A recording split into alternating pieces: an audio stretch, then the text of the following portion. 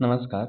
हम लोगों ने जो यूनिट का कार्यक्रम शुरू किया था उस क्रम में आज हम यूनिट 10 पढ़ रहे हैं जो कि जीवनी, आत्मकथा व अन्य गद्य विद्याएं हैं। उस यूनिट 10 के क्रम में अब हम पढ़ेंगे आज आवारा मसीहा, जो कि विष्णु प्रभाकर के द्वारा लिखा गया है और यह जो है शरत चंद्र चटर्जी का संपूर्ण जीवनी है। तो चलिए शुरू करते हैं अपने इस चैप्टर को एक एक करके।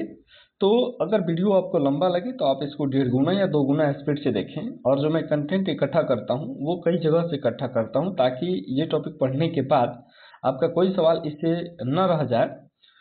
तो आप भरोसा कीजिए, एक बार अच्छे से इसको पढ़िए और जाकर के आप मेरे प्लेलिस्ट में देखिए, सब के सब प्लेलिस्ट जो है यूनिट वाइज पड़े हुए हैं, आप वहां से देख सकते हैं और फ्री ऑफ कॉस्ट सभी कंटेंट्स आपको यहाँ मिलेंगे। तो आवारा मसीहा को शुरू करते हैं। तो देख सकते हैं विष्णु प्रभाकर की ये जीवनी है, अनेक पुरस्कारों द्वारा सम्मानित कीर्ति है ये। इसके बाद इसका क्रम देख लेंगे। ये जो है ना 3 क्रम में बटा हुआ है और ये जो तीनों क्रम है ना ये नेट के एग्जाम में पूछा हुआ है। यानी कि प्रथम पर्व क्या है, दिशाहारा है, और दूसरा पर्व क्या है, द्वितीय पर्व क्या है, दिशा की खोज है, और तीसरा क्या है, दिशांत है। ठीक है, तो ये क्या है, तीनों PYQ है, हर हाल में आपको याद रखना है। ठीक है, ये तीनों क्या है, PYQ है, आपको याद रखना है। पहला क्या है, जैसे ना क्रम लगाने के लिए एग्जाम में पूछा हुआ था। ठीक है, तो आपको याद होना चाहिए। अब देख लेंगे प्रथम पर्व में क्या है, तो विद्या का दर्द है, भागलपुर में कठोर अनुशासन है, राजू उर्फ इंद्रनाथ से परिचय है। तो ये इससे अभी तक सवाल नहीं बना है, तो इसको आपको ध्यान रखने की जरूरत नहीं है। हालांकि एक बार पढ़ लीजिए, क्योंकि देखिए मूल सिलेबस जब आप पढ़े रहते हैं ना, एग्जाम में यदि सवाल बनता है ना, तो कुछ कुछ चीजें याद आती हैं। अगर आपने कुछ पढ़ा ही नहीं है ना, तो वो आपको बाउंस कर जाएगा, कुछ उस टॉपिक से रिलेटेड, उस क्वेश्चन से रिलेटेड याद ही नहीं आएगा। तो मैं तो कहूँगा कि एक बार पढ़ लीजिए। द्वितीय वर्ष दिशा की खोज में क्या है, एक और स्वप्न भंग, सभ्य समाज से जोड़ने वाला गुण, मोक्षदा से हिरणमयी। ठीक है, मोक्षदा उनकी पत्नी की नाम था। फिर यहाँ से देख लेंगे विजय राजकुमार। ठीक है, नए नए परिचय। और तृतीय क्या है ना, दिशांत है। ठीक है, फिर नीचे आएंगे, नीचे आने के बाद से देख लेंगे कितना,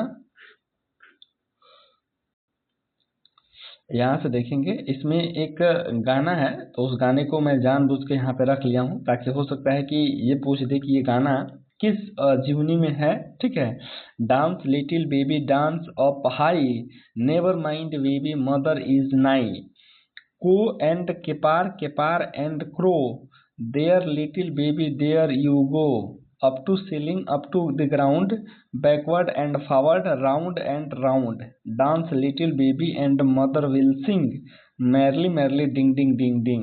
ठीक है, देख सकते हैं ये गाना है जो कि आवारा मसीहा जो हमारा जीवनी लगा है उसमें है।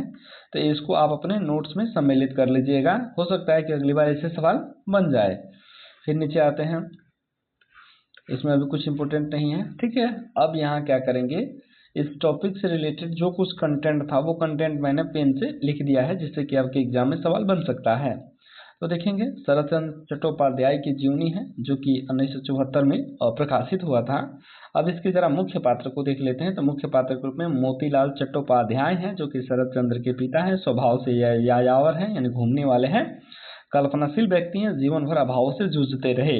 भुवन मोहिनी जो है वो शरत चंद्र की माता है, अभाव में परिवार को कैसे संभाला उनसे सीखा जा सकता है। भुवन मोहिनी क्या है, ये PYQ है, पूछा गया है। ठीक है, केदारनाथ गंगोपाध्याय की बात कर लेते हैं। तो ये शरत के नाना हैं, भागलपुर में शरत का बचपन बीता इन्हीं के यहाँ। अनिला देवी की बात कर लेते हैं। तो शरत की बड़ी बहन है जिनके घर पे शरत जाते थे। प्रकाश चंद्र और प्रभास चंद्र शरत चंद्र के छोटे भाई थे। उसके बाद राजू जो है, राजेंद्र नाथ है, शरत के बचपन का मित्र हैं। कुसुम कामिनी जो है शरत की छोटी नानी थी जो साहित्य पढ़ने की सलाह दी, और जो साहित्य के प्रति रुचि है वो कुसुम कामिनी के कारण ही जगा था। धीरू की बात कर लेते हैं। तो शरत के बचपन की संगिनी है जो कि आगे चल करके उनके लेखन के कई पात्रों के रूप में उभर कर सामने आती हैं।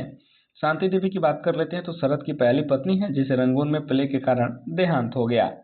हिरणमयी देवी जो है, यानी कि इनकी पहला नाम मोक्षदा है, बाद में हिरणमयी देवी हो जाती हैं, ये इनकी दूसरी पत्नी है।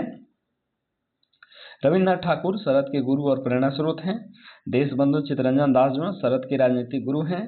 और सुभाष चंद्र बोस जो है देशबंधु के शिष्य एवं शरद के प्रिय मित्र सुरेंद्र नाथ गंगोपाध्याय शरद के मामा और बाल सखा, यानी कि ये अपने मामा के साथ ही पढ़ाई लिखाई किए थे, उनका बचपन बीता था, इसीलिए ये बाल सखा हैं। उमा प्रसाद मुखर्जी की बात कर लेते हैं तो शरद के अंत समय के एकांत बंधु हैं।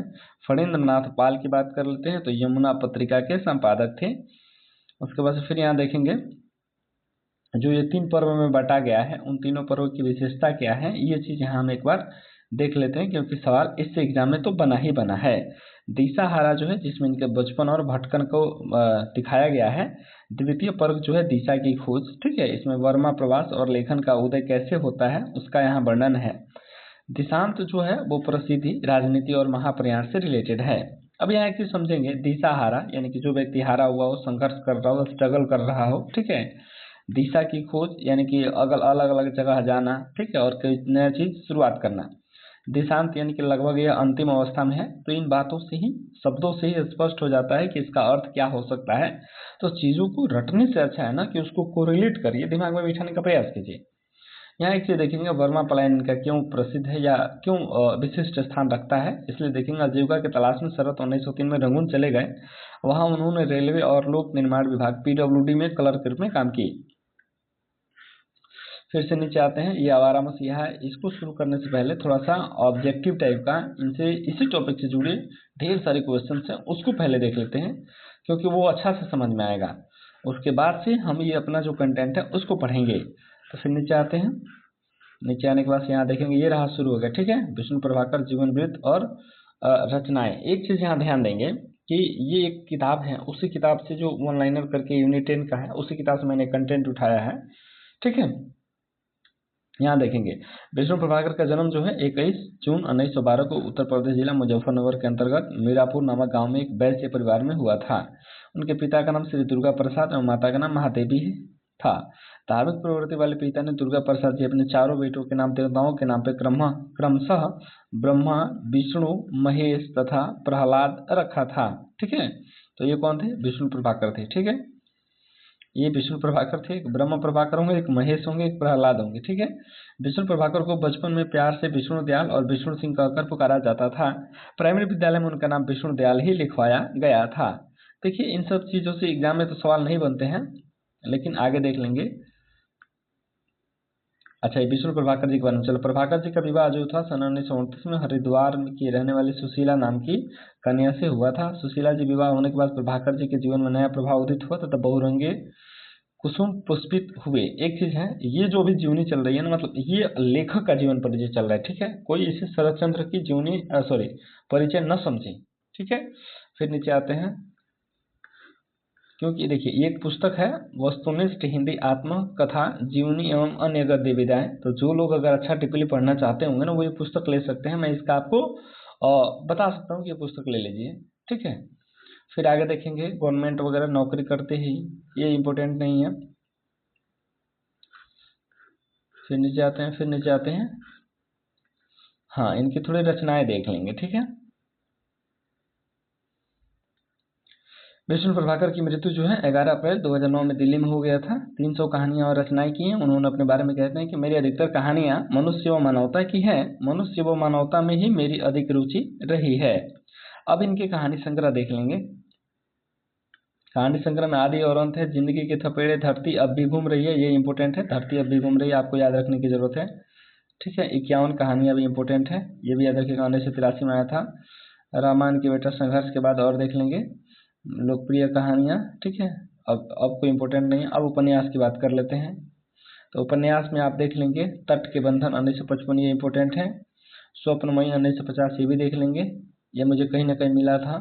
परछाई देख लेंगे 1968, अर्धनारीश्वर देख लेंगे 1997, ठीक है। नाटक देख लेंगे, नाटक में तो कोई इंपोर्टेंट नहीं दिख रहा है। ऐतिहासिक नाटक में समाधि देख लेंगे 1952, सूरदास देख लेंगे 1997, ठीक है। और पुस्तक में बार बार आपको बता रहा हूँ, वस्तुनिष्ठ हिंदी आत्मकथा जीवनी एवं गद्य विधाएं, वो ऑब्जेक्टिव करके बुक है, अच्छी सी पतली बुक है बट अच्छा है, कंटेंट देख लीजिए। फिर नीचे आ रहे हैं, एकांकी भी कोई इनका इंपोर्टेंट नहीं है। जीवनी के रूप में आप देख ही रहे हैं आवारा मसीहा, जो कि 1974 में प्रकाशित हुआ था। जाने अनजाने 1979 में। उसके बाद सरदार वल्लभ भाई पटेल 1976, शहीद भगत सिंह, ठीक है, 1974। एक चीज आप ध्यान दीजिएगा, अगर जैसे किया है ना कि अब ये जो लेखक है ना विष्णु प्रभाकर, इन्होंने अनेक जो महापुरुष थे जिन्होंने स्वतंत्रता संग्राम में भाग लिया है ना, उनकी जीवनी इन्होंने लिखा है। तो अब इनसे सवाल पक्का बनेगा, क्योंकि जब आप कोई असिस्टेंट प्रोफेसर वगैरह का एग्जाम दीजिएगा किसी स्टेट का, तो उसमें हो सकता है कि ये पूछ लिया जाए कि सरदार वल्लभ भाई पटेल का जीवनी किसने लिखा है। ठीक है, तो उसमें ऑप्शन दे दिया जाए विष्णु प्रभाकर, तो आपको आइडिया नहीं होगा, और ऐसा यूपी के प्रोफेसर के एग्जाम में मैं देख चुका हूँ। ठीक है, तो मैं तो कहूँगा कि इस चीज़ को आप जरूर लिख लीजिएगा कि शरत चंद्र चटर्जी के अलावा इन्होंने सरदार वल्लभ भाई पटेल, शहीद भगत सिंह के जो जीवनी है भी लिखा है। फिर आगे देखेंगे हम सफर मिलते रहे, 1996 ये संस्मरण है, लेकिन ये कुछ इंपोर्टेंट नहीं है। अब फिर हम नीचे आ जाते हैं, यात्रा वृत्तांत भी कोई नहीं है, आत्मकथा भी नहीं है। नीचे चलेंगे, बाल कथा साहित्य, इससे भी इम्पोर्टेंट नहीं है। ठीक है, विविध साहित्य, ये भी इम्पोर्टेंट नहीं है। अब इनका जरा सम्मान एवं पुरस्कार देख लेंगे। ठीक है, सम्मान पुरस्कार भी कोई इम्पोर्टेंट नहीं मायने रखता है। ठीक है, फिर नीचे आते हैं, अब देखेंगे आवारा मसीहा, ये बहुत इंपॉर्टेंट है, ये देखना असल जरूरत है, क्योंकि एग्जाम में ना अपने टॉपिक से रिलेटेड ही सवाल बनेंगे। चलिए, आवारा मसीहा विष्णु प्रभाकर रचित बंगला के सुप्रसिद्ध साहित्यकार शरतचंद्र चट्टोपाध्याय के जीवन पर आधारित रचना है, जो विद्या के अंतर्गत जीवनी है। ठीक है, आवारा मसीहा जीवनी लिखने के क्रम में विष्णु प्रभाकर को कुल 14 वर्ष लगे थे, जो कि 1959 से 73 तक लगे, और इसका प्रकाशन 1974 में हुआ था। ये दोनों चीजें अपने नोट्स में मेंशन कर लीजिएगा। विष्णु प्रभाकर ने आवारा मसीहा जीवनी को खंडों या स्वर्गों में न बांटकर 3 पर्वों में बांटा है। ठीक है, हो सकता है कि जैसे नहीं हो सकता है, नहीं, कई बार ऐसा सवाल पूछा है, जैसे क्या करता है जो सर्ग रहता है ना, जैसे क्या करेगा, सर्ग कर देगा, खंड कर देगा, ठीक है, और पर्व कर देगा। ठीक है, यहाँ पे क्या करेगा, मानते हैं कि जैसे कि अगर देखेंगे तो यहाँ मान लो कि पद्मावत दे दिया। ठीक है, तो आपको आइडिया होना चाहिए कि पद्मावत सर्ग में बटा है कि खंड में बटा है। उसके बाद से यहाँ पे दे दिया आवारा मसीहा। ठीक है, आवारा मसीहा, उसके बाद से यहाँ कोई और दे दिया, तो ऐसे मिलान करने के लिए दे देता। तो आपको याद होना चाहिए कि आवारा मसीहा जो पर्व में बटा हुआ है। ठीक है, तो इस तरह से इन सब चीजों को कोरिलेट करना होगा। ठीक है, फिर देखेंगे दिशाहारा जो है उपशीर्षक में शरतचंद्र के बाल्यकाल की पृष्ठभूमि के साथ उनका पारिवारिक चित्रण भी है। आवारा मसीहा के दूसरे पर्व दिशा की खोज में शरतचंद्र व आजीविका की खोज में विदेश विदेश भटकना साहित्यिक जीवन का है। फिर अगला देखेंगे, विष्णु प्रभाकर ने शरतचंद्र की जीवनी आवारा मसीहा यशपाल जैन के आग्रह पर लिखना प्रारंभ किया था। यद्यपि यशपाल जैन को यह प्रस्ताव श्री नाथुराम प्रेमी ने दिया था। इलाचंद्र जोशी ने आवारा मसीहा के प्रकाशन को हिंदी साहित्य की घटना माना है। विष्णु प्रभाकर ने शरतचंद्र के बारे में जानकारी प्राप्त करने के लिए करीब 60 लोगों से इंटरव्यू लिया और करीब 17 लोगों से पत्र व्यवहार किया था तथा 42 ऐसे व्यक्तियों से मिला जिनका अप्रत्यक्ष रूप से शरतचंद्र से संबंध था। ठीक है, यहाँ देखेंगे प्रभाकर जी ने इस जीवनी को लिखने के लिए करीब 48 बंगला, 19 हिंदी और 9 अंग्रेजी पुस्तकों का अध्ययन किया था। सोचिए कितना सटीक और अच्छा जीवनी लिखने के लिए कितना मेहनत करना पड़ता है। प्रभाकर जी ने अपनी जीवनी आवारा मसीहा को शरतचंद्र के जीवन और साहित्य से संबंधित करीब 45 चित्रों को भी रखा है। फिर नीचे आते हैं, शरतचंद्र का जन्म जो हुआ था कलकत्ता के 24 परगना में 15 सितंबर 1876 को, तदनुसार जो भी है शुक्रवार को संध्या हुआ था। इतना डीपली जाने की आवश्यकता नहीं है, क्योंकि सवाल बनेगा नहीं, अब बनेगा नहीं तो ज्ञान उतना एक्स्ट्रा रखना नहीं है। ठीक है, शरतचंद्र पिता का नाम मोतीलाल चट्टोपाध्याय, माता का नाम भाव मोहिनी था या भुवन मोहनी। ठीक है, शरतचंद्र का बचपन जो है देवानंदपुर में बीता तथा 5 वर्ष की आयु में विद्यालय जाना शुरू किए थे। शरतचंद्र बचपन से ही नटखट स्वभाव के थे। विद्यालय में पंडित जी की चीलम में तंबाकू की जगह पत्थर भरना तथा पानी की जगह कुछ और भरना आम बात थी। शरतचंद्र का पंडित जी का लड़का काशीनाथ के साथ अच्छी दोस्ती थी, दोनों साथ मिलकर शैतानी किया करते थे। फिर एक इम्पोर्टेंट यहाँ मिल रहा था, इसको भी देख लेंगे। बचपन में शरत के साथ धीरू नाम की एक लड़की भी पढ़ती थी, जिसका प्राय शरतचंद्र शरारत किया करते थे। माना जाता है कि यही धीरू देवदास उपन्यास की नायिका पारो अर्थात पार्वती है। फिर नीचे आते हैं, ये इंपॉर्टेंट है, इसको आप अपने नोट में सम्मिलित कर लीजिएगा। शरत को नदी के किनारे एकांत में बैठना अच्छा लगता था। उसने गंगा के किनारे बैठकर सौगंध खाई थी कि मैं सूर्य, गंगा और हिमालय को साक्षी करके प्रतिज्ञा करता हूँ कि जीवन भर सौंदर्य की उपासना करूंगा, कि मैं जीवन भर अन्याय के विरुद्ध लड़ूंगा और मैं कोई छोटा काम नहीं करूंगा। और ये क्या है, PYQ है। ठीक है, ये पूछा हुआ है, इसको आप अपने नोट्स में सम्मिलित कर लीजिएगा। फिर नीचे आते हैं, यहाँ देखेंगे बचपन में एक बार शरतचंद्र अपने अध्यापक अघोरनाथ ये भी पूछा हुआ, ये भी पीवाई की हुआ है कि अघोरनाथ किसके शिक्षक थे, तो किसके थे, शरतचंद्र चटर्जी के थे। अधिकारी के साथ गंगा स्नान जाते हुए रास्ते में एक स्त्री को अंधापति मारने से रोदन करने पर जो रोने का सूक्ष्म विश्लेषण उन्होंने किया था, उससे उनके गुरु ने कहा था कि यह बालक साधारण नहीं है, बड़ा होकर अवश्य ही प्रसिद्ध होगा। यायावरी प्रवृत्ति के शरत के पिता जब भागलपुर रहने आए तो शरत को भी साथ लाए। यहाँ राजू नाम का लड़का से शरत की गहरी दोस्ती हुई थी। ठीक है, शरतचंद्र अपनी माँ के असामयिक निधन से इतने आहत हुए कि पढ़ाई लिखाई छूट गया। उन्होंने जितना पढ़ा उसका श्रेय अपनी माँ को ही देते हैं। फिर नीचे आते हैं, शरतचंद्र के बचपन में अपने मित्र की बहन निरुपमा की ओर आकर्षित थे, कारण यह कवित्री थी और शरत की कहानियों को बड़े आनंद से पढ़ती थी।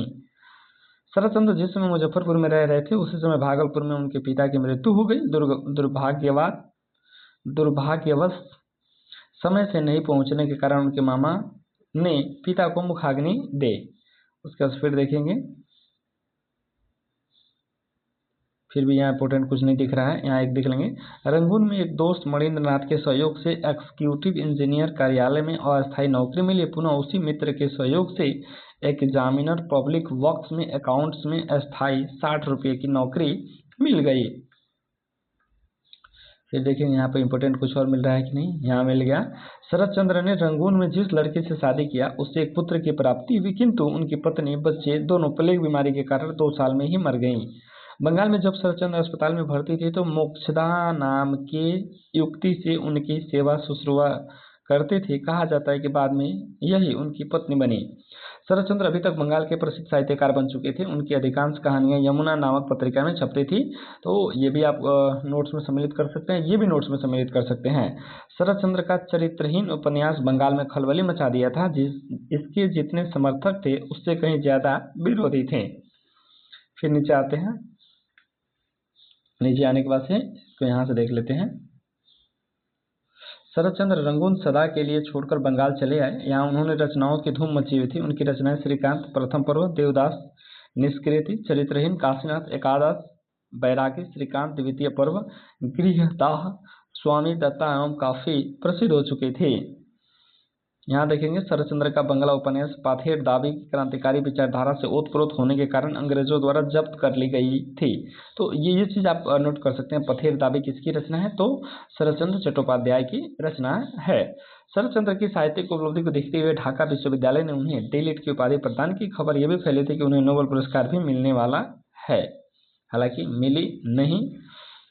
फिर अगला क्या है, देख सकते हैं 1938 को देहावसान हो गया है। यानी यहाँ पे शरतचंद्र को क्या है कि 1938 में इनका मृत्यु हो गया। और उधर तो 2009 में किसकी मृत्यु हुई थी, विष्णु प्रभाकर की। ठीक है, तो वो लेखक का थोड़ा सा जीवन परिचय था और ये क्या है, शरतचंद्र चटर्जी की जीवन परिचय। ठीक है, फिर नीचे आएंगे, नीचे आने के बाद से देखेंगे कुछ इंपोर्टेंट।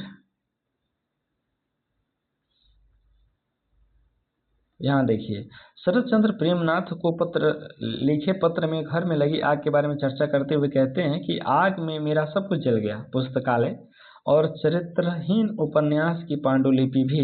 नारी का इतिहास करीब 400-500 पृष्ठ लिखा था, वो भी जल गया। इच्छा थी कि इस वर्ष छपवाऊं, मेरे द्वारा कुछ हो या शायद होने का नहीं, इसलिए सब कुछ स्वाहा हो गया। फिर क्या करूंगा, ऐसा उत्साह नहीं रहा। चरित्रहीन 500 पृष्ठों में प्रायः समाप्त हो गया था, सब कुछ गया। आइडिया लगा सकते हैं कि कितना बड़ा उपन्यास होगा जो 500 पृष्ठों में लिखा जा रहा है।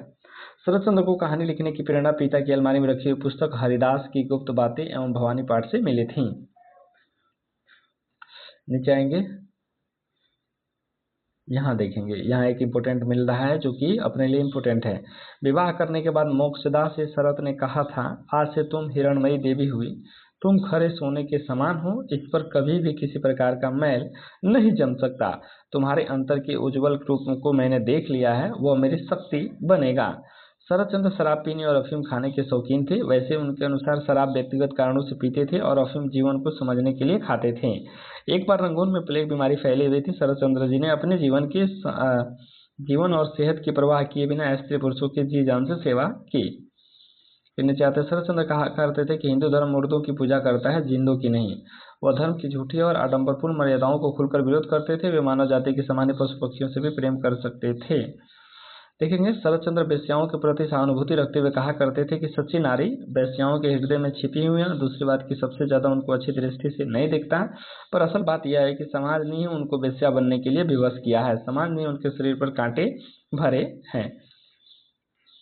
फिर आगे देखेंगे, यहाँ है कि आवारा मसीहा जीवनी में गद्य की करीब सभी विद्याओं का यथा संस्मरण, जीवनी, डायरी, रेखाचित्र, कहानी, नाटक, यथावृत्त आदि का चरमोत्कर्ष दिखाई पड़ता है। इस कृति का नाम आवारा मसीहा विष्णु प्रभाकर ने शरत चंद्र के एक कथन के आधार पर रखा था। शरत ने मृत्यु सैया पर कहा था, मैंने आवारा लड़के की तरह जिंदगी शुरू की और अंत कहाँ किया यह आप जाने। विष्णु जी ने तुरंत कहा कि अंत मसीहा के रूप में किया गया। नारी उन्हें मसीहा मानती थी। तो ये पंक्तियां भी है ना, आप अपने नोट्स में सम्मिलित कर लीजिएगा। मैं कह रहा हूँ कि ये जो सारा कंटेंट उठाया गया है वस्तुनिष्ठ हिंदी आत्मकथा जीवनी में अन्य गद्य विधाएं नाम का एक पुस्तक है, उससे लिया गया है।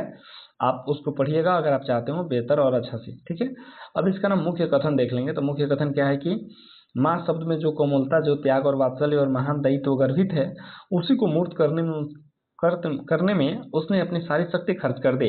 लेकिन उसके वात्सल्य में एक विशेषता यह है कि अपनी कोख से जाय के लिए प्रकट नहीं होता, बल्कि नारायणी, विश्वश्री, हेमांगिनी बिंदु के समान ही उनके लिए अजरस रूप से झरता है। उस समय धर्म ही व्यक्ति और समाज का मूलाधार था। उसके बिना समाज सुधार की कल्पना हो ही नहीं सकते थे। शरत के अभिनय में जो गांभीर्य, संयम, तेजस्विता और शोक प्रकट करने की भंगिमा थी, वह कलकत्ता की प्रतिभाशालिनी अभिनेत्रियों के लिए उन्मत्त उच्छ्वासों में भी नहीं पाई गई थी। एक समय होता है जब मनुष्य की आशाएं, आकांक्षाएं, अभिलाषाएं मूर्त रूप लेना शुरू कर देती हैं, और यदि बाधाएं मार्ग रोकती हैं तो अभिव्यक्ति के लिए वह कोई मार्ग ढूंढ लेती हैं। ऐसी स्थिति में शरत का जीवन चरम उपेक्षाओं और अनंत आशाओं की छाया में बीत रहा था। यहाँ से देखेंगे फिर इम्पोर्टेंट में, यहाँ से हाँ एक इम्पोर्टेंट जानकारी मिला। इस संसार में जिसको हम दुख कहते हैं वह तो वास्तविक दुख नहीं है, वह तो उसकी दीक्षा है। सुख पाते ही मनुष्य उसको भूल जाता है। व्यथा रूपी दुख पाने पर ही उसके मन में समझ आती है दुख ही सबसे बढ़कर इस पृथ्वी की प्रिय वस्तु है। पूर्व जन्म में अर्जित फल का नाम अदृष्ट है। अवश्य ही वर्तमान जीवन के कुछ अंशों से उसका संबंध है, जिसको हम चलती भाषा में कर्म कहते हैं। फिर आगे आते हैं,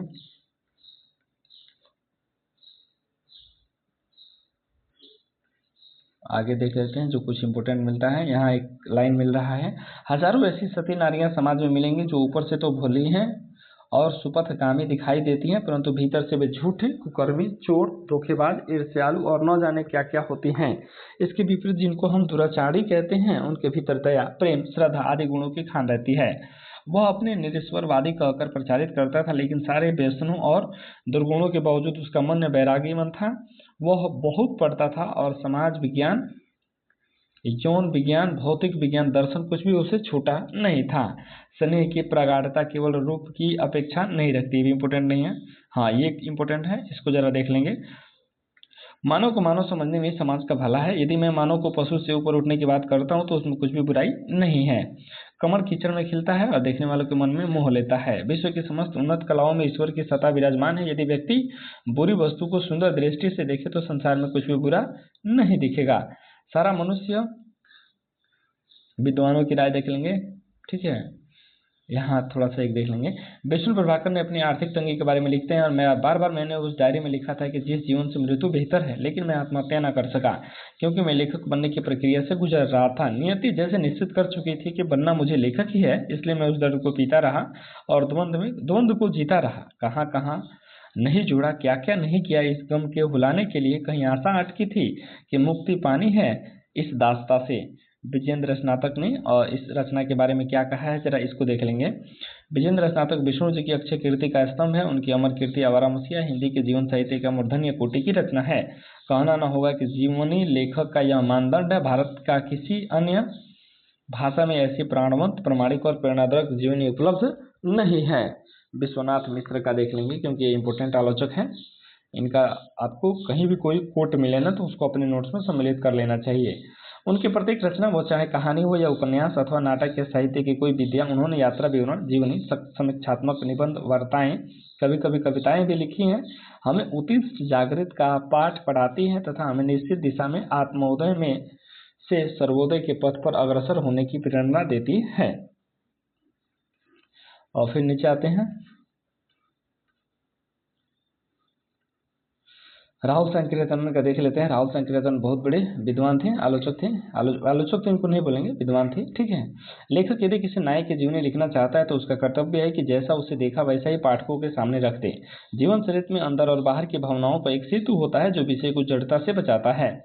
इससे मानव की गरिमा, उसकी ख्याति को कोई हानि नहीं पहुंच पाती है। लेखक को चाहिए कि वो अपने मन में केवल एक ही मूर्ति प्रतिस्थापित करे और उसी की पूजा अर्चना करते हुए अन्य पात्रों को उसके सामने लाकर बिठा दे। इसलिए उसके विचार विपरीत चलने वाला रचनाकार जीवन चरित्र न लिख करके इतिहास की रचना करने वाला मान लिया जा सकता है। फिर देखेंगे, अब जो मेन कंटेंट था उसको भी एक बार देख लेते हैं, क्योंकि उससे भी वो भी कंटेंट अच्छा है, उससे भी सवाल बनते हैं। थोड़ा सा अब नीचे आते हैं,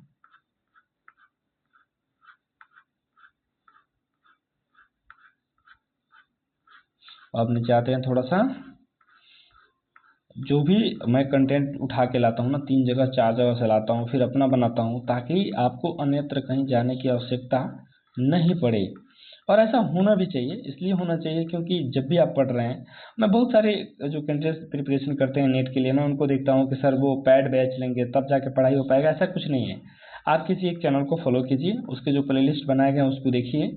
अगर आप यूजीसी नेट के लगभग 60 से 70% सिलेबस को भी खत्म कर देते हैं, याद कर लेते हैं, तब तो आपका नेट कंफर्म है, असिस्टेंट प्रोफेसर के लिए कंफर्म है। इतना आप जान जाइए, कुछ नहीं रखा है। लेकिन हाँ, आपके अंदर वो लगन होना चाहिए, आपको पढ़ने की वो क्षमता होना चाहिए, तब जा करके आप कुछ कर पाइएगा। किसी दूसरे के भरोसे से कुछ होने वाला नहीं है, ये रियलिटी है, ठीक है। अब यहाँ देखेंगे, हिंदी ग्रंथ रत्नाकर बम्बई के स्वामी, ये जो भूमिका है ना, इस भूमिका की ये बातें, क्योंकि भूमिका से भी सवाल पूछा जाता है, ठीक है, इसलिए मैं यहाँ सम्मिलित किया हूँ। हिंदी ग्रंथ रत्नाकर बम्बई के स्वामी श्री नाथुराम प्रेमी ने शरद साहित्य की प्रमाणिक अनुवाद हिंदी में प्रकाशित किया है। इसका मुख्य कारण था कि शरदचंद्र के प्रति मेरी अनुरक्ति। उनके साहित्य को पढ़कर उनके जीवन के बारे में, विशेषकर श्रीकांत और राजलक्ष्मी के बारे में जानने की उत्कट इच्छा कई बार हुई है। सही अर्थों में जिसे जीवनी कह सके वैसा कोई पुस्तक बांग्ला भाषा में नहीं है। उनके जीवन की कल्पित कहानी को जीवनी का अनेक रूप देकर उनकी पुस्तकें प्रकाशित हुई हैं, पर उनमें शरद बाबू का वास्तविक रूप तो क्या प्रकट होता होगा, वह और भी जटिल हो उठा है। प्रायः सभी मित्रों ने मुझसे कहा कि तुम शरद की जीवनी नहीं लिख सकते। अपनी भूमिका में यह बात स्पष्ट कर देना कि शरद की जीवनी लिखना असंभव है। ऐसे भी व्यक्ति थे जिन्होंने कहा, छोड़ो भी, क्या था उसके जीवन में जो तुम पाठकों को देना चाहोगे। नितांत स्वच्छंद व्यक्ति का जीवन किसी के लिए अनुकरणीय हो सकता है क्या? ये नीचे देखेंगे, देख लीजिए, ये मैंने दृष्टि से उठाया, दृष्टि पब्लिकेशन से उठाया है, ठीक है। यहाँ देखेंगे, बचपन और यौवन में जिस प्रकार का जीवन उन्हें जीना पड़ता था वे इससे संतुष्ट नहीं थे। वे निचली गहराइयों को लेकर ऊपर उठे। प्रारंभिक जीवन में जिस अभाव, अपमान और उपेक्षा से उन्हें गुजरना पड़ा, उसके लिए उनके कलाकार को तो बल मिला, पर उनका जीवन टूट गया। जीवन संध्या में क्या सचमुच उन्हें इस बात का दुख था कि उन्होंने आवारगी का जीवन बिताया, नाना प्रकार के वास्तविक और अवास्तविक प्रेम प्रपंच किए। फिर अगला है, इस पुस्तक की सामग्री के 3 प्रमुख स्रोत रहे। एक तो उन व्यक्तियों से साक्षात्कार जो किसी न किसी रूप में शरद बाबू से संबंधित रहे, दूसरे उनके समकालीन मित्रों के लेख संस्मरण, और तीसरे उनकी अपनी रचनाओं में इधर उधर बिखरे हुए स्थल जिसका प्रसंग उनके जीवन में सीधा संबंध रहा। इतने अनुभव के बाद उन्हें ढूंढ लेना बहुत कठिन नहीं हुआ। अब जो है ना कि जो इस पुस्तक से ना कुछ इंपॉर्टेंट लाइन है जो कि अपने एग्जाम की दृष्टि से इंपॉर्टेंट है, उसको यहाँ से हम लोग देख लेंगे। देखिए, वीडियो को आप ऐसे भी देख सकते हैं, वीडियो को आप देखिएगा, टाइम दीजिएगा 1.5 गुना या 2 गुना स्पीड से, केवल आवाज़ भी सुन लीजिएगा ना, और जो कंटेंट देख लीजिएगा वो भी आपके दिमाग में पड़ा रहेगा। तो बस आप पढ़िए, पढ़ने की आदत डालिए। इस तरह मोतीलाल की सारी कला साधना व्यर्थता में ही सफल हुई। परिवार का भरण पोषण उनके लिए असंभव हो गया। यह देखकर शरद की माँ भुवन मोहिनी ने पहले तो पति को बहुत कुछ कहा सुना, फिर अपने पिता केदारनाथ से याचना की और एक दिन के लिए सबको लेकर भागलपुर चली आई। मोतीलाल एक बार फिर घर जमाई होकर रहने लगे। इसलिए ये बात निसंकोच कही जा सकती है कि बालक शरद को साहित्य से प्रथम परिचय आंसुओं के माध्यम से हुआ।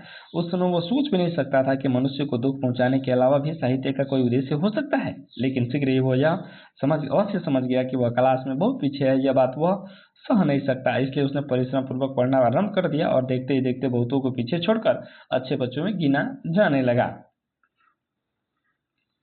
देख लेंगे वो जो पोएम मैंने पहले आपको पढ़ करके सुनाया था, उस पोएम का चर्चा फिर यहाँ भी मिल गया। ठीक है, नेवर माइंड बेबी, ठीक है, देख लेंगे 9 dance little baby dance up करके। लेकिन उसमें प्रमुख तितली उद्योग नाना रूप रंग की अनेक तितलियों को उसने काट के बक्से में रखा था, परंतु शरत था कि पतंग उड़ाना, लट्टू घुमाना, गुली और डंडा खेलना जैसे निषिद्ध खेल उसे बड़ी प्रिय थे।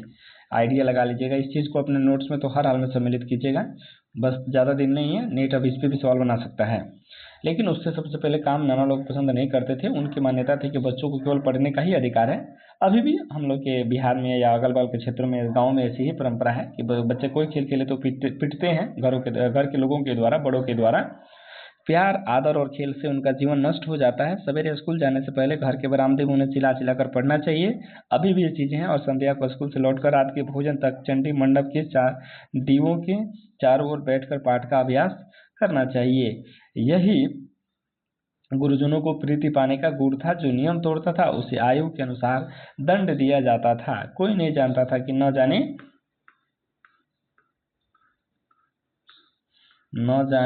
कि कब किसको घंटों तक एक पैर पर खड़े होकर आंसू बहाने पड़े। इस अनुशासन के बीच खेलने का अवकाश पाना बड़ा कठिन था, परंतु आंखों में धूल झोंकने की कला शरत में निष्पाप था। बाग से फल चुरा लाने की कला में भी कम कुशल नहीं था। मालिक लोग संदेह करते थे, पेड़ पर लगे अमरूदों की गिनती भी वे रखते, लेकिन वे डाल तो शरद पात पात। यदि कभी पकड़ा भी जाता तो वीरों की तरह दंड ग्रहण करता। कथा शिल्पी शरद चंद्र के सभी प्रसिद्ध पात्र देवदास, श्रीकांत, दुर्दांतराम और सब्यसाची इस कला में निष्पात हैं। वह खिलाड़ी था, विद्रोही भी उसे कह सकते थे, पर बदमाश वो किसी दृष्टि से नहीं था। पिता की तरह उससे में भी प्रचुर मात्रा में सौंदर्य बोध था। न जाने कितनी बार वो पवित्र मौन एकांत में आकर बैठा होगा। दूर से आते बच्चों की शरारतें और आवाजें गंगा में कल ध्वनि से मिलकर एक रहस्यमय वातावरण का निर्माण करती होंगी। प्रकृति का सौंदर्य जैसे उसके थके तन मन को सहलाता होगा, और तब उसने मन ही मन प्रतिज्ञा की हो कि मैं सूर्य, गंगा और हिमालय को साक्षी करके प्रतिज्ञा करता हूँ कि मैं जीवन भर सौंदर्य की उपासना करूंगा, मैं जीवन भर अन्याय के विरुद्ध लड़ूंगा, कि मैं कभी छोटा काम नहीं करूंगा। ये VVI है, ये PYQ है, ये पूछा भी गया था। इससे पहले जब आपको ये पंक्तियां मिली थी, मैंने वहां भी आपको ये बात बताई, और यहाँ फिर कह रहा हूँ कि पंक्तियां PYQ हैं, ऑलरेडी पूछी जा चुकी हैं। लेकिन शरत केवल पढ़ता ही नहीं था, उसको समझने और आसपास के वातावरण में सूक्ष्म अध्ययन करने की सहज प्रतिभा भी उसमें थी। वह हर वस्तु को करीब से देखता था। अगला क्या है, एक तो घर जमाई, इसके उपरांत कठोर अनुशासन वाले परिवार से में ऐसा बर्ताव करना। इसी कारण वहाँ उनकी स्थिति बहुत अच्छी नहीं थी। उनका स्वतंत्र व्यक्तित्व जैसे समाप्त हो गया था। फिर अगला क्या है, उस परिवार के मुखियों में ऐसा एक भी नहीं था जो उसे प्रेरणा और सराहना के 2 शब्द भी कहता। यही समय तो जीवन के सर्वांगीण विकास का प्रारंभिक काल माना जाता है।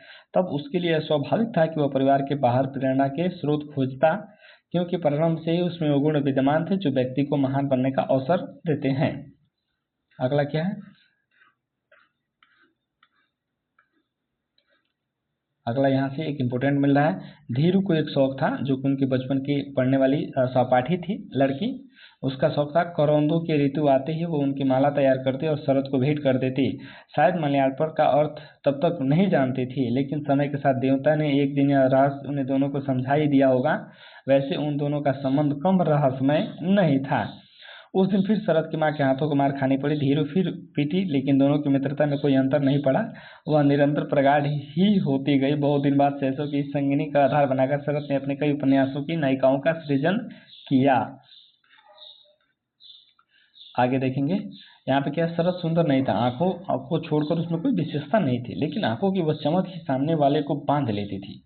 वर्ण श्यामता की ओर था और देह भी खूब रूगी, लेकिन पैर हिरन की तरह दौड़ने में मजबूत थी। बिल्ली की तरह वो पेड़ों पर चढ़ जाता था। बुद्धि भी तीक्ष्ण थी, लेकिन दिशाहीन। कठोर अनुशासन के कारण उसका प्रयोग पथभ्रष्टता में ही अधिक होता था। वह दूसरों के बागों में फल फूल चोरी करने लगा था, लेकिन वो अपनी दोस्ती और गरीबों में बांट देता था। दूसरों के ताल से मछली पकड़ने की भी उसकी जो पुरानी आदत थी वह भी और बढ़ गई थी। ठीक है, तो ये मछली पकड़ने वाला भी आप इसको अंडरलाइन कर लीजिएगा। ठीक है, ये किसका था? विष्णु प्रभाकर के द्वारा जो लिखा गया आत्मकथा जीवनी आवारा मसीहा, इसमें शरतचंद्र चट्टोपाध्याय ये सब काम करते थे। ठीक है, थोड़े दिनों में उसके आसपास के लोग उसे तंग आ गए, लेकिन उसे पकड़कर दंड देने में वे सब असमर्थ हो गए। एक तो इसलिए कि फल और मछली को छोड़कर किसी अन्य वस्तु की छूता नहीं था, और दूसरे बहुत से निर्धन व्यक्तियों को लूट कर पलते थे। यहाँ देखेंगे, शरत चोर नहीं था, घर में बेहद कंगाली थी, पर उसने कभी अपनी चिंता नहीं की। वो वास्तव में रॉबिनहुड के समान दुसाहसी और परोपकारी था। अर्धरात्रि में निविड़ अंधकार में जब मनुष्य तो क्या कुत्ते भी बाहर निकलने में डरते थे, वो चुपचाप पूर्व निर्दिष्ट बाग या ताल में पहुंचकर अपना काम कर लाता था। इस शुभ कार्य में कई उसके सहचर थे, परंतु उनके सबसे प्रमुख था सदानंद। ठीक है, ऐसे ऐसे मित्र थे। फिर आगे देखेंगे, सूक्ष्म पर्यवेक्षण की प्रवृत्ति उसमें बचपन से ही थी। कुछ भी देखता उसकी गहराई में जाने का प्रयत्न करता, यही उसकी अपेक्षा उसकी प्रेरणा बन जाती थी। गांव में एक ब्राह्मण की छोटी बेटी थी, बाल विधवा, नाम था नीरू। 32 साल की उम्र तक कोई कलंक उसके चरित्र को छू भी नहीं पाया था। सुशीला, परोपकारिणी, धर्मशीला और कर्मठ होने के नाते वो प्रसिद्ध थी। गांव में भी एक घर ऐसा नहीं था जिसने उसे कभी न कभी किसी रूप में सहायता न पाई हो। शरत उसे दीदी कहकर पुकारता था, दीदी भी उसे बहुत प्यार करते थे। दोनों एक ही पर दुख कातर जाति की व्यक्ति थे ना। फिर आगे देखेंगे, आगे जो भी इम्पोर्टेंट इसे मिल सकता है उस चीज़ों को देखेंगे। फिर आगे इम्पोर्टेंट देखेंगे। यहाँ पे उसका पहला उपन्यास बासा या काकबासा पूरा हो चुका था। केवल मामा सुरेंद्रनाथ ने इसे छिपे छिपे लिखते देखा था। घंटों पर घंटे न जाने कहाँ से आकर चले आ जाते थे, पर उसका लिखना नहीं रुकता था। लेकिन बाद में वह रचना उसे पसंद नहीं आई। पिता को उसी तरह से उसने पढ़ा, सोचा कि रविंद्रनाथ जैसी हो सकती है क्या। घर में शरत के अतिरिक्त 2 छोटे भाई प्रभास और प्रकाश, ये याद रखिएगा, प्रभास और प्रकाश इनके कौन थे? 2 छोटे भाई थे, तथा एक छोटी बहन सुशीला, सिर्फ मुनिया थी। ठीक है, इसको आप रिलेट कर लीजिएगा, हालांकि ऊपर मैंने इसको बताया भी है। ऐसी बहन की प्रसूति में माँ ने प्राण दिए थे। अच्छा, जो छोटी बहन पैदा हुई ना, तभी उनकी माँ असामयिक मृत्यु हो गई। ठीक है, बड़ी बहन अनिला की शादी हो चुकी थी। पत्नी के मरने के बाद छोटे बच्चों को लेकर मोतीलाल सचमुच अपंग हो गए। अनेक कारणों से ससुराल में रहना भी अब संभव नहीं था। सो खंजरपुर मोहल्ले में अलग मकान लेकर रहने लगे, लेकिन जो अब तक अर्जन की विद्या में शून्य थे, वह परिवार का पालन कैसे करते, इसलिए वह विकट समस्या उन्हें हताश करने में ही समर्थ हो सकी। इस प्रकार पैसे के अभाव में उसकी पढ़ाई समाप्त हो गई। नाटक, थिएटर, गाना बजाना, साहित्य सृजन, इन्हीं में उनका मन रमने लगा। राजू के साथ उसकी सबसे अभियान में और जोरों के साथ चलने लगे। उस समय कालिदासी नाम की एक नर्तकी मसूरगंज में रहती थी। उसके पास बहुत पैसा था। वो अपना 2 मंजिला मकान था, लेकिन मन था उसका धर्म में। कीर्तन करती थी, कंठ उसका बहुत मधुर था। उसी माधुर्य के लोभ में राजू अक्सर वहां जाता था। शरत को कॉलेज जाने के मार्ग उधर से ही था, इसलिए उसे भी नहीं छोड़ता था। कालिदासी इन दोनों से स्नेह करती थी। कंठ के माधुर्य और वाक्पटुता के कारण नारियों के शरत का प्रति विशेष आकर्षण रहा है। इन दोनों चोरी चोरी देवदास का सृजन चल रहा था। अतिशय भावुकता के बावजूद यह रचना शरत के अपने असफल उत्कट प्रेम और आत्म स्वीकृति की ही है, जिसे बहुत अधिक प्यार करती थी। स्कूल का यह साथी धीरू देवदास से पार्वती के रूप में अवतरित हुई है। धर्मदास के चरित्र का आधार बना या नाना के घर सेवक मुसाई और चंद्रमुखी का उपादान जुटाया इस नर्तकी ने। स्वयं शरतचंद्र ने कालिदास के इस आभार को स्वीकार किया है। अब देखेंगे, यह बाल विधवा थी और उसे कोई संकीर्ण युग की प्रथा के अनुसार उसे प्रकट रूप में सभा में भाग लेने का अधिकार हो ही नहीं सकता था। जब पुरुष लोग छिपकर यह काम करते थे तो नारी की स्थिति की कल्पना आसानी से की जा सकती है। लेकिन निरुपमा लिखती अवश्य थी कि उसके भाई के द्वारा वे रचनाएं गोष्ठी में विचारार्थ उपस्थित की जाती थी।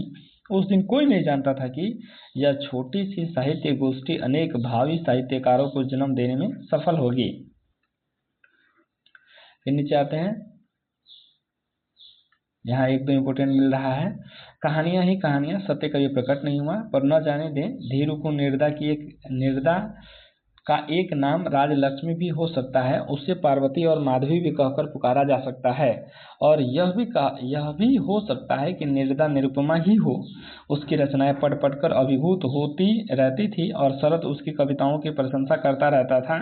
इसी प्रशंसा के माध्यम से मन ही मन का प्रेम अंकुर सब बाधाओं को ठेलकर ऊपर आ रहा था। एक दिन ऐसा हुआ कि घर में अकेली थी और शरत बाहर बैठा हुआ था। अक्सर वहीं बैठकर वो कभी पढ़ता तो कभी लिखता, और शरत मस्तक नीचा किए धीरे धीरे वहां से लौट आया। निरुपमा इस बात के लिए क्षमा न कर सकी। उसने अपने दादा से इसकी शिकायत की अपने दादा से इसकी शिकायत की। पर दादा शरद के सहपाठी थे। उन्होंने सोचा होगा कि निर्धन, निरीह और तत्कालीन मानदंडों के अनुसार दुस्साहसी और दुराचारी शरद यह साहस कैसे कर सका। कोई सुन लेगा तो क्या होगा, यह क्या होगा नीतिपरायण संभ्रांत परिवार की इस विधवा का। ठीक है, इस तरह से देखेंगे और बाकी मुझे नहीं लगता कि कोई इम्पोर्टेंट यहाँ पे है। ठीक है, बशर्ते अगर आपको पढ़ना होगा तो ये पीडीएफ जो है मेरे टेलीग्राम पे मिल जाएगा, आप वहाँ से इन चीज़ों को देख लीजिएगा। ठीक है, और जो भी एग्जाम से रिलेटेड इम्पोर्टेंट है वो ऑलरेडी कवर मैं कर चुका हूँ और दो तीन जगह से। अब ये उनके जो किताब है ना उसके जो प्रमुख लाइनें हैं वो यहाँ आपको दी गई हैं, जो शरदचंद्र है वो प्रथम से कहते हैं। ठीक है, तो यहाँ देखेंगे प्रथम जो है वो शरदचंद्र से कहता है। ये प्रमुख पंक्तियाँ हैं। इसी तरह से अब मिलेंगे हम आपको अगले अपने जो भी यूनिट है उसके अगले टॉपिक के साथ। तब तक के लिए धन्यवाद और आपका दिन शुभ हो। मन लगा के पढ़ाई कीजिए।